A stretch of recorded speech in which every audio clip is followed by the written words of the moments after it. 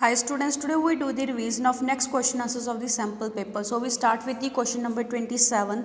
Write the disproportionation reaction of H3PO3. हमें H3PO3 की disproportionation reaction लिखनी है. डिस्प्रपोर्शनेशन रिएक्शन क्या होती है? जिसमें जो रिएक्टेंट है वो सेम टाइम के ऊपर ऑक्सीडाइज एंड रिड्यूस होता है, उसको हम डिस्प्रपोर्शनेशन रिएक्शन बोलते हैं. दैट इज़ क्या था, जो H3PO3 है इसमें फॉस्फोरस की ऑक्सीडेशन स्टेट क्या है, +3 ऑक्सीडेशन स्टेट है जो स्टेबल नहीं होती, जिसके कारण ये क्या करेगा, सेम टाइम के ऊपर ऑक्सीडेशन एंड रिडक्शन रिएक्शन को शो करेगा. दैट इज़ ये H3PO4 के अंदर ऑक्सीडाइज हो जाएगा एंड फॉस्फीन के अंदर इसकी क्या हो जाएगी, रिडक्शन हो जाएगी. Next question is draw the structure of xenon tetrafluoride. हमें जीनॉन टेट्राफ्लोराइड का स्ट्रक्चर ड्रॉ करना है. यहाँ पे कहता है जो जीनॉन है वो 4 फ्लोरीन के साथ किस में जुड़ा होता है, स्क्वायर प्लेनर ज्योमेट्री के अंदर जुड़ा होता है. एंड जो 2 इलेक्ट्रॉन के पेयर्स होते हैं वो कहाँ पे पड़े होते हैं, इस स्क्वायर प्लेनर ज्योमेट्री के above and below the plane पड़े होते हैं. दैट इज एक लोन पेयर है वो अबव द प्लेन पड़ा होगा एंड दूसरा लोन पेयर है वो बिलो द प्लेन पड़ा होगा. Next question is account for the following. जैसे कुछ स्टेटमेंट गिवन दे रखी है, उसका हमें रीज़न बताना है कि ऐसा क्यों होता है. First is although fluorine has less negative electron gain enthalpy yet fluorine is a strong oxidising agent. कहता फ्लोरीन की less negative electron gain enthalpy की वैल्यू आती है, उसके बावजूद भी जो फ्लोरीन है उसको हम as a strong oxidising agent use करते हैं. इसका रीज़न क्या है. कहता जो फ्लोरीन है ये स्ट्रॉन्गेस्ट ऑक्सीडाइजिंग एजेंट होता है, जबकि इसकी जो इलेक्ट्रॉन गेन इंथैल्पी की वैल्यू है वो लेस नेगेटिव आती है. इसका रीज़न क्या है, बिकॉज फ्लोरीन का साइज़ छोटा होता है and large bond dissociation enthalpy की वैल्यू होती है 2 फ्लोरीन के बीच को बॉन्ड ब्रेक करने के लिए. हैंस कहता है हाईली एक्सोथर्मिक हाइड्रेशन इंथैल्पी होगी स्मॉल फ्लोराइड आयन के लिए. मीन्स कहता दोनों फ्लोरीन के बीच में जो बॉन्ड है उसको ब्रेक करने के लिए ज़्यादा एनर्जी की रिक्वायरमेंट होती है. जबकि कहता है जो फ्लोराइड आयन है, फ्लोराइड आयन की जब हम हाइड्रेशन करेंगे उस दौरान इतनी ज़्यादा एनर्जी है वो बाहर नहीं निकलेगी. दैट मीन्स वो कंपनसेट नहीं होगी जो हमने पहले एनर्जी दी थी, जिसके कारण ये यहाँ पे किस तरह बिहेव करेगा, as a strong oxidising agent की तरह बिहेव करेगा. Next statement is acidic character decreases from N2O3 and bismuth dioxide in group 15.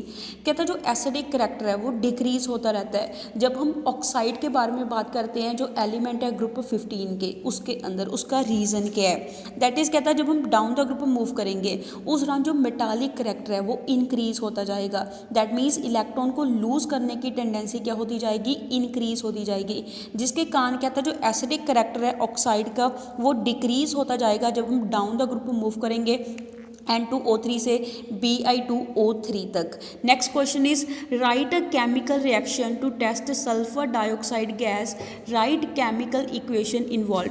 कहते हमें केमिकल रिएक्शन लिखनी है जिसके साथ हम टेस्ट कर सके सल्फर डाइऑक्साइड गैस की प्रेजेंस को. ऑल्सो हमें केमिकल इक्वेशन यहाँ पे लिखनी है जो इन्वॉल्व होगी.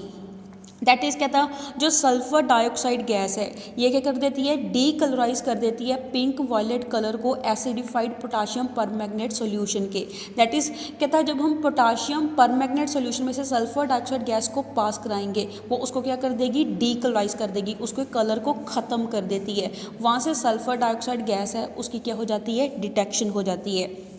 Next is arrange the following in increasing order of basic strength in gas face.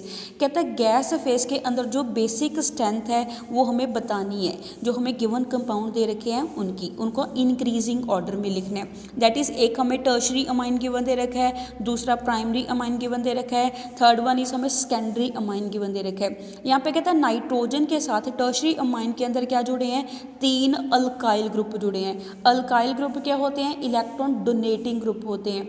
Already कहता क्या होगा, अमाइन के अंदर क्या है, नाइट्रोजन के ऊपर लोन पेयर ऑफ इलेक्ट्रॉन पड़ा है एंड उसके साथ क्या जुड़े हैं, 3 अल्काइल ग्रुप जुड़े हैं. And alkyl group electron donating होते हैं जिसके कारण नाइट्रोजन के ऊपर इलेक्ट्रॉन है वो इंक्रीज हो जाएंगे एंड उतना आसानी से वो इलेक्ट्रॉन दूसरे को क्या कर सकेगा, डोनेट कर सकेगा. जितना आसानी से वो अपने इलेक्ट्रॉन दूसरे को डोनेट करेगा उतना उसका बेसिक करैक्टर क्या होगा, ज़्यादा होगा. दैट मीन्स कहता है जो टर्शरी अमाइन है उसका बेसिक करैक्टर सबसे ज़्यादा होगा.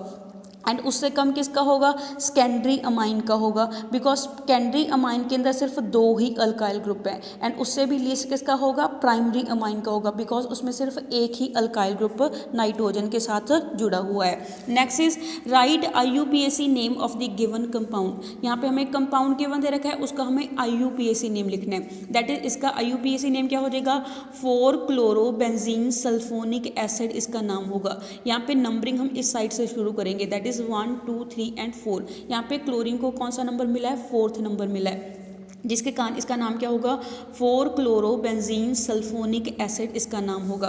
Next is write 2 differences between an ideal solution and a non ideal solution. हमें ideal solution and non ideal solution में डिफरेंस बताना है, कोई भी 2 अंतर बताने हैं। फर्स्ट इज आइडियल सोल्यूशन, कहते जो हर एक कंपोनेंट होता है सोल्यूशन का, component means solute and solvent, कहता जो हर एक कंपोनेंट है सोल्यूशन का वो रॉल्स लॉ को फॉलो करता है हर एक टेम्परेचर एंड कंसंट्रेशन की रेंज के ऊपर। ऑन दी अदर हैंड कहता जो नॉन आइडियल सोल्यूशन है उसमें कहता जो कंपोनेंट्स होते हैं वो रॉल्स लॉ को फॉलो नहीं करते हैं। Next is there is a no enthalpy change on mixing, जब कहता हम सॉल्यूट को सॉल्वेंट के अंदर डिसॉल्व करते हैं उस दौरान कोई भी एनर्जी में चेंज नहीं आती है, दैट इज उस दौरान डेल्टा H मिक्सिंग क्या होगी, 0 होगी। ऑन दी अदर हैंड कहता नॉन आइडियल सोल्यूशन के अंदर इंथैल्पी चेंज होती है मिक्सिंग के दौरान, दैट इज एंडोथर्मिक या एक्सोथर्मिक रिएक्शन होगी, जिसके कारण जो डेल्टा H मिक्सिंग है उसकी वैल्यू 0 के इक्वल नहीं आती है। Next is right IUPAC name of the complex. यहाँ पे हमें कम्प्लेक्स गिवन दे रखा है, इसका हमें IUPAC नेम लिखना है। ऑल्सो हमें स्ट्रक्चर ड्रॉ करने हैं इसके ज्योमेट्रिकल आइसोमर के, दैट इज कहता इसका नाम क्या होगा। क्रोमियम के साथ क्या जुड़ा है, हमारे पास 4 अमाइनो ग्रुप जुड़े हैं एंड 2 क्लोरो ग्रुप जुड़े हैं। एंड जब हम अल्फ़ाबेटिकल ऑर्डर में देखते हैं तो अमाइन पहले आता है, जिसके कारण इसका नाम हम कैसे लिखेंगे, टेट्रा अमाइन डाइक्लोराइडो क्रोमियम 3 आइन इसका क्या होगा, नाम होगा। इसके ज्योमेट्रिकल आइसोमर यहाँ पे ड्रॉ कर रखे हैं, दैट इज एक इसका सिस आइसोमर ड्रॉ कर रखा है, दूसरा इसका ट्रांस आइसोमर ड्रॉ कर रखा है। Next is using IUPAC norms, कहता IUPAC नॉर्म्स को फॉलो करके right the formula for the following. जैसे हमें यहाँ पे नाम गिवन दे रखा है, नाम से हमें फॉर्मूला को लिखना है, that is first is penta amine nitrito o cobalt 3 chloride. कहता हमारे पास क्या जुड़ा है, सेंट्रल एटम के साथ 5 अमाइनो ग्रुप जुड़े हैं एंड एक लिगेंड कौन सा है, नाइट्राइट्रो ग्रुप है, जिसमें ऑक्सीजन के थ्रू बॉन्डिंग हो रही है, जिसके हम इसको कैसे लिखेंगे, ONO लिखेंगे। एंड साथ में ब्रैकेट के बाद क्या आ जाएगा, काउंटर आयन क्लोराइड आ जाएगा। Next is potassium tetracyanido nickelate 2, that is कहता हमारे पास इसका फॉर्मूला कैसे लिखेंगे, K2 निकल के साथ 4 लिगेंड आएंगे साइनाइड के, दैट इज CN4 आ जाएगा। Next is write the role of carbon monoxide in the purification of nickel. ये वाला चैप्टर बच्चे आपका कट हो चुका है 6th चैप्टर, सो हम ये वाले क्वेश्चंस है वो नहीं पढ़ेंगे। नेक्स्ट क्वेश्चन है give reasons for the following. यहाँ पे कुछ स्टेटमेंट गिवन दे रखी है, उसका हमें रीज़न बताना है कि ऐसा क्यों होता है। First is transition metals form alloy, कहता है जो ट्रांजिशन मेटल है जो D ब्लॉक को बिलोंग करते हैं वो एलॉय क्यों बनाते हैं। कहते हैं जो ट्रांजिशन मेटल्स हैं वो लार्ज वैरायटी के एलॉय बनाते हैं, उसका रीज़न क्या है। कहता है जो ट्रांजिशन मेटल है इनका साइज़ ऑलमोस्ट सिमिलर होता है, साइज़ सिमिलर होने के कारण कहता है जो एटम्स होते हैं एक मेटल के वो आसानी से सब्सिट्यूट हो जाते हैं दूसरे मेटल एटम की लैटिस के अंदर। सो जब हम मिक्सचर है जो सॉल्यूशन का 2 या 2 से ज़्यादा ट्रांजिशन मेटल का उसको ठंडा करेंगे उस दौरान सॉलिड एलॉय है उसकी क्या हो जाएगी, फॉर्मेशन हो जाएगी। So that's all for today, have a nice day.